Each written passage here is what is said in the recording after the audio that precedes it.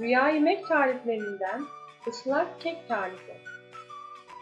Malzemeler: 3 adet yumurta, 1,5 su bardağı şeker, 1 su bardağı sıvı yağ, 1 su bardağı süt, 1 paket vanilya, 1 paket kabartma tozu, 2 çorba kaşığı dolusu kakao, 2 su bardağı un. Bu tarifte dikkat edilmesi gereken en önemli nokta yumurtaları ilk olarak ilave edilmemesidir. Öncelikle karıştırma kabına sıvı yağ, süt, şeker, kakao ve vanilyayı koyup iyice karıştıralım. Hazırladığımız karışımdan bir bardak kekimiz piştikten sonra üzerine dökmek için ayırıyoruz. Geri kalan karışımın içerisine yumurta ekleyip karıştırıyoruz.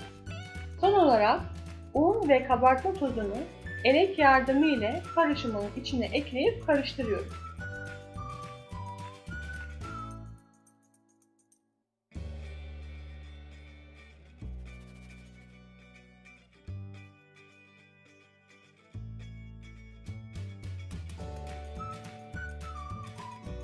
Hazırladığımız kek hamurunu yağladığımız borcama döküyoruz. Önceden ısıtılmış 200 derece fırında yaklaşık 30 dakika pişiriyoruz. Kekimizin pişip pişmediğini kürdan yardımı ile öğrenebilirsiniz.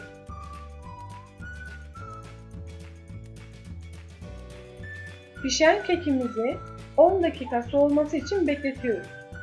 Zevkimize göre kesip üstüne ayırdığımız sosunu döküyoruz. Hindistan cevizi veya Antep fıstığı ile süsleyip servis yapıyoruz. Yapacaklara şimdiden afiyet olsun.